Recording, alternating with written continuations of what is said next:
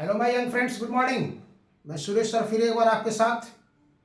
इसके पिछले वीडियो में इसके पिछले वीडियो में मैंने कहा था आपसे कि पैरेलल प्लेट कैपेसिटर, समानांतर प्लेट संधारित्र की धारिता का जो फॉर्मूला निकाला जाता है, जो व्यंजक निकाला जाता है, वो दो कंडीशन में निकाला जाता है। जब उसके बीच में एयर है और जब उस प्लेट के बीच में डाइलेक्ट्रिक सब्सटेंस रखा हुआ है। तो एयर मीडियम से जो पैरेलल प्लेट कैपेसिटर था उसका फॉर्मूला हमने पिछले वीडियो में निकाला था। अगर आपके पास समय नहीं मिला हो तो उसको एक बार आप देख लेंगे। और आज का जो वीडियो है उस दोनों प्लेट के बीच में एक डाइलेक्ट्रिक सब्सटेंस रखते हैं, परावैद्युत पदार्थ रखते हैं, तो उसकी धारिता क्या होगी। इसलिए हेडिंग है यहाँ पर, देखिए, परावैद्युत माध्यम युक्त समानांतर प्लेट संधारित्र की धारिता, capacitance of a parallel plate capacitor with dielectric medium. तो यहाँ पे देखिए, हमने एक्स और वाई दो प्लेट है, पैरेलल है दूसरे का, इसलिए एक्स वाई पैरेलल प्लेट संधारित्र है। आप देख रहे हैं इसके बीच यहां पर देख रहे हैं टी मोटाई का एक हमने डाइलेक्ट्रिक सब्सटेंस रखा है, परावैद्युत पदार्थ रखा है। पिछले क्लास में जो वीडियो में मैंने बताया था आपको कि एक्स और वाई प्लेट का जो कॉमन एरिया होगा वो ए था, यहां पर भी वही है। सरफेस चार्ज डेंसिटी, आवेश पृष्ठ घनत्व जो सिग्मा था वो यहां पर भी है। एयर मीडियम में electric field intensity E not है। परावैद्युत माध्यम में इलेक्ट्रिक फील्ड इंटेंसिटी ई है। इस परावैद्युत माध्यम की विद्युतशीलता जो है वो एप्सिलम है और परावैद्युतांक जो है वो एप्सिलन आर है। इसको हमने यहाँ पे लिपिबद्ध भी किया है। चित्र में एक्स और वाई एक समानांतर प्लेट संधारित्र है जिसके प्लेटों का उभयनिष्ठ क्षेत्रफल, कॉमन एरिया ए, आवेश पृष्ठ घनत्व, सरफेस चार्ज डेंसिटी सिग्मा और बीच की दूरी, distance between the plate, D है। माना कि प्लेटों के बीच टी मोटाई का एक परावैद्युत पदार्थ रखा गया है जिसकी विद्युतशीलता, इसको हम कहते हैं हम लोग परमिटिविटी, एप्सिलन है, और परावैद्युतांक डाइलेक्ट्रिक कांस्टेंट या रिलेटिव परमिटिविटी वो एप्सिलन आर है। माना कि प्लेटों के बीच विद्युत क्षेत्र की तीव्रता, इलेक्ट्रिक फील्ड इंटेंसिटी, वायु माध्यम में, ये पोर्शन जो ग्रीन से दिखा रहा है उसमें वायु है, एयर है, वो है ई नॉट, और परावैद्युत माध्यम में रेड कलर से जो दिखाया गया आपको में ई है, इलेक्ट्रिक फील्ड इंटेंसिटी ई है। सरफेस चार्ज डेंसिटी का फॉर्मूला आप पढ़े थे, sigma equal to Q by A, और एयर वाले प्लेट का जो फॉर्मूला निकाल रहे थे वहां पर भी आपको दिखाए थे, ई नॉट बराबर sigma by epsilon not, air में जो इलेक्ट्रिक फील्ड इंटेंसिटी होगा, और इसमें जो होगा E equal to sigma by epsilon not into epsilon R. अब आपको क्या करना है, इसके ये पैरेलल प्लेट कैपेसिटर का आपको विभवांतर निकालना है, पोटेंशियल डिफरेंस। तो एयर वाला जो कंडीशन था उसमें जो विभवांतर का फॉर्मूला लिखाए थे वही फॉर्मूला यहां पर भी होगा, कंसेप्ट वही है। इसलिए हम लोग यहां पर निकालेंगे, आप देख सकते हैं यहां पर निकालेंगे हम लोग विभवांतर। इसलिए विभवांतर, पोटेंशियल डिफरेंस भी बताए थे, एकांक धन परीक्षण आवेश, यूनिट पॉजिटिव टेस्ट चार्ज को वाई प्लेट से एक्स प्लेट तक लाने में किया गया कार्य। मतलब एकांक धन परीक्षण आवेश, एकांक धन परीक्षण आवेश को वाई प्लेट से एक्स प्लेट तक, वाई प्लेट से एक्स प्लेट तक लाने में किया गया कार्य, लाने में किया गया कार्य। Work done in taking a unit positive test charge from plate y to x.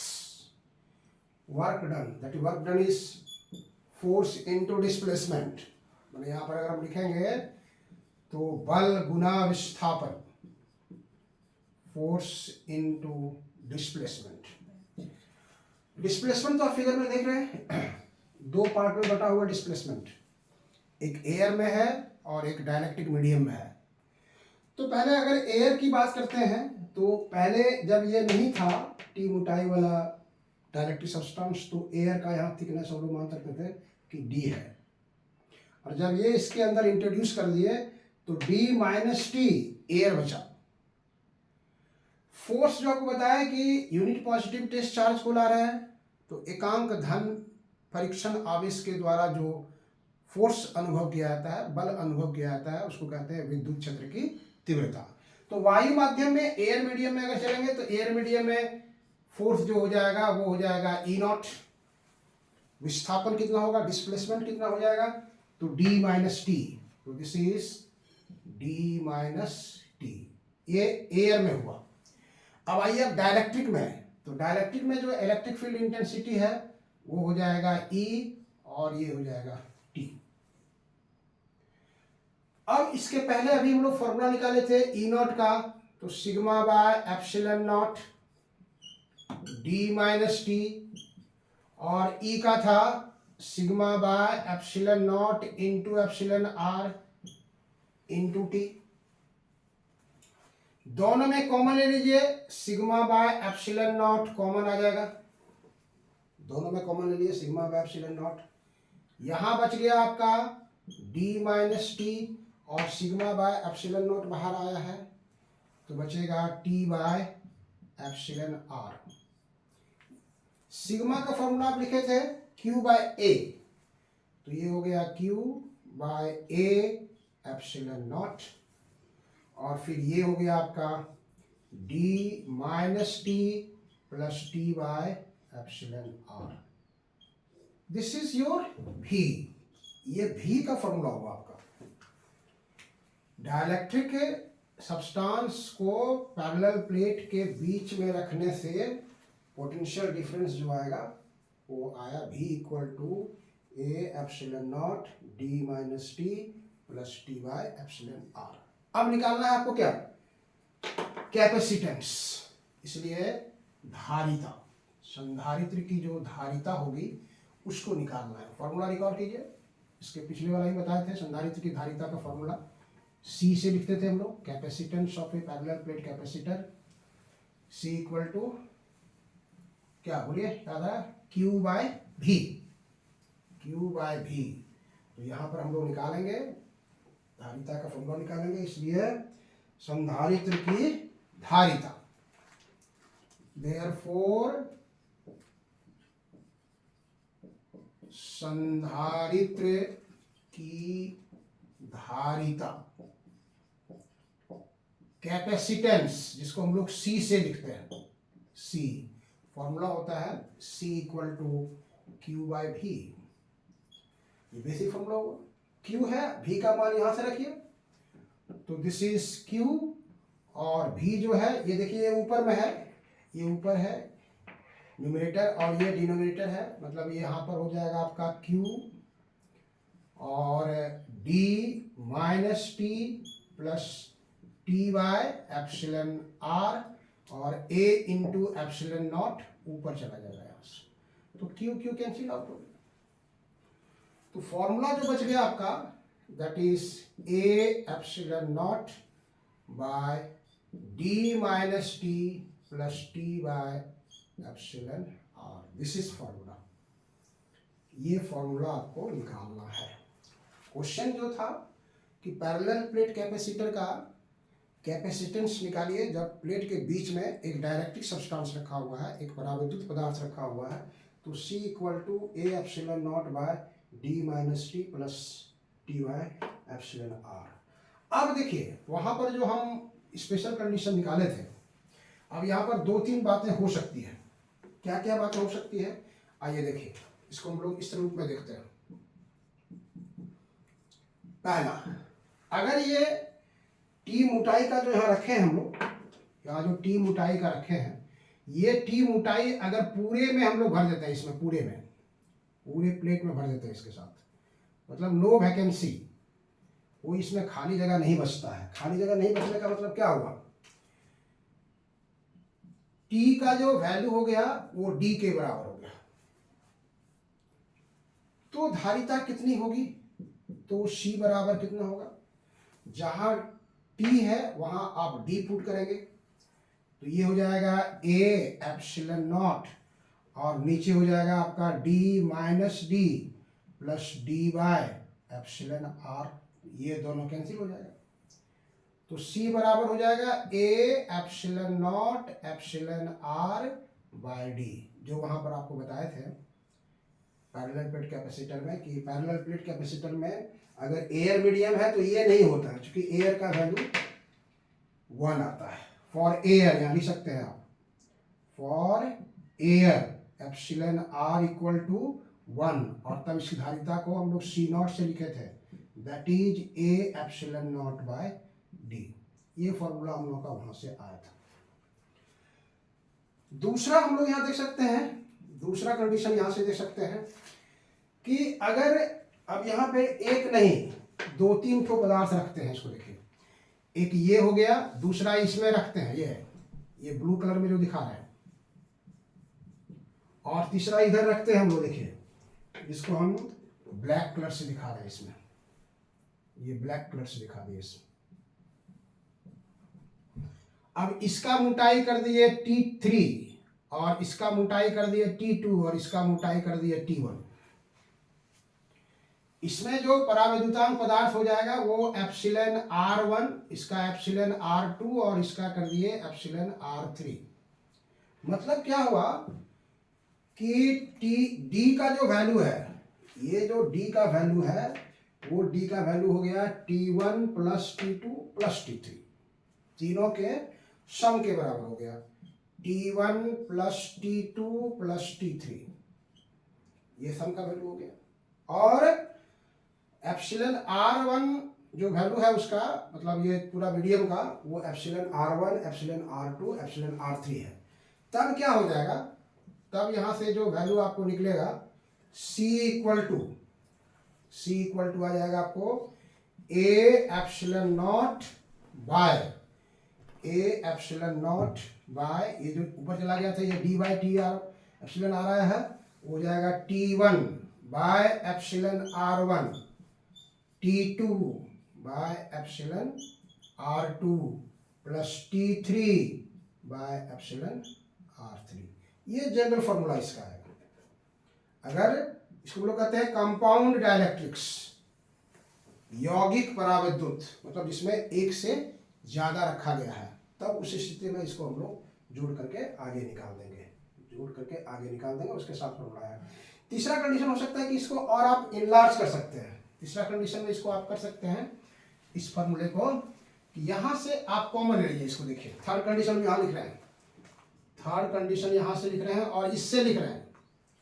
C हो गया आपका A epsilon not by D minus T, यहां से कॉमन ले लिए हम, देखिए इस दोनों के बीच देखिए माइनस टी कॉमन ले लिए, तो टी को बाहर कर दिए तो यहाँ 1 बचा, और जहां प्लस है वहां पर 2 नेगेटिव चार्ज है, तो एक नेगेटिव आया तो 1 बचा, और यहां हो गया टी बाहर हो चुका है 1 बाय एप्सिलॉन आर।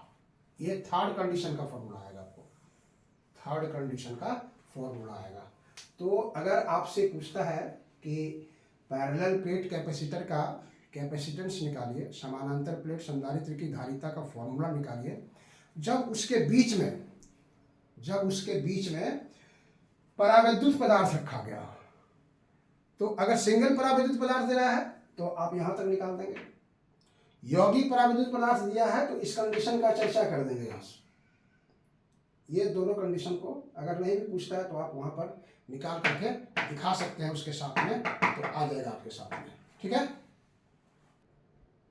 तो जो फॉर्मूला हम लोग निकाले, बेसिक फॉर्मूला जो निकाले अभी हम लोग, वो था C equal to A epsilon not epsilon R by D. ये था आपका परावैद्युत माध्यम युक्त समानांतर प्लेट संधारित्र की धारिता।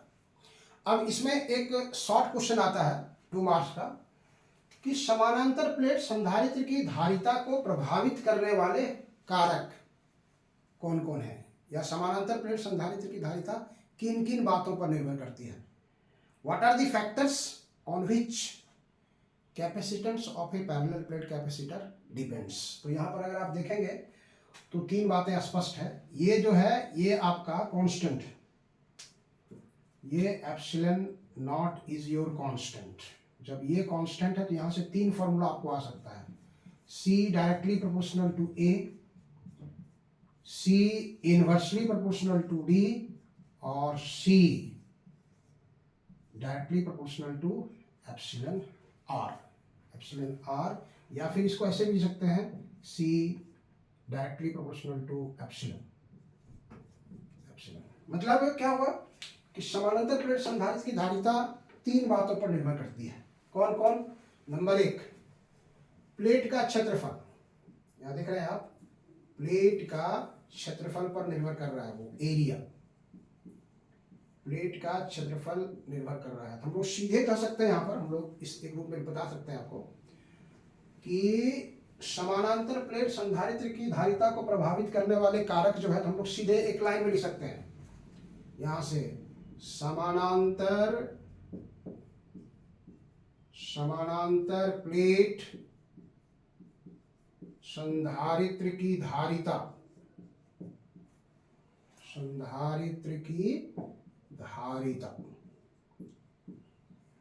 The capacitance of a parallel plate capacitor, number 1, directly proportional to the common area of the plate. प्लेटों के उभयनिष्ठ क्षेत्रफल का समानुपाती होता है। प्लेटों के उभयनिष्ठ क्षेत्रफल, प्लेटों के उभयनिष्ठ क्षेत्रफल A का समानुपाती होता है, का समानुपाती होता है। अर्थात C directly proportional to A। दूसरा, प्लेटों के बीच की दूरी का व्युत्क्रमानुपाती होता है।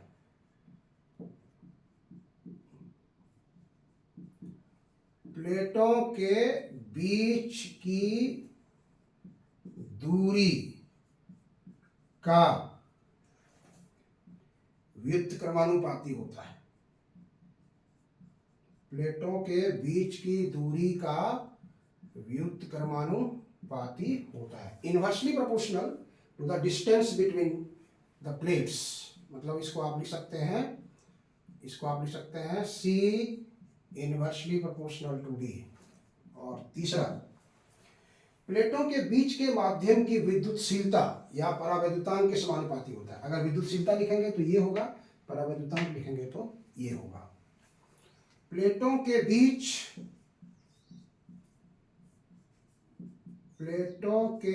बीच के माध्यम की विद्युतशीलता, अंडर ब्रैकेट एप्सिलॉन, या परावैद्युतांक,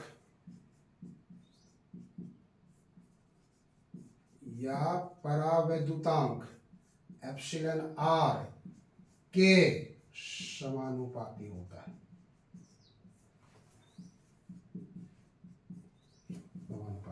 इसको अगर आप मैथमेटिक्स के रूप में लिखना चाहेंगे तो ये लिखा जाएगा C directly proportional to epsilon, या C directly proportional to epsilon R। तो ये क्वेश्चन 2 मार्क्स का पूछा जाता है। समानांतर प्लेट को संधारित्र की धारिता को प्रभावित करने वाले कौन कौन से कारक हैं। तो 3 सा फैक्टर आप रखेंगे, एरिया, डिस्टेंस और उसके बीच का मीडियम। ये एमसीक्यू का भी क्वेश्चन आता है, ये अलग से एमसीक्यू भी आएगा, आपको अलग से एमसीक्यू भी आएगा, ये अलग से एमसीक्यू भी आएगा। तो कैसा लगा मेरा वीडियो आपको? अगर अच्छा लगे तो लाइक करना, सब्सक्राइब करना और शेयर करना कभी नहीं भूलिएगा, ताकि अन्य लड़के जो दूर दराज में हैं, आपके दोस्त हैं, तो वहाँ तक ये वीडियो मेरा पहुँचे और वो परीक्षा की तैयारी में जो लगा हुआ है उसका रिजल्ट अच्छा हो। चलिए, थैंक यू।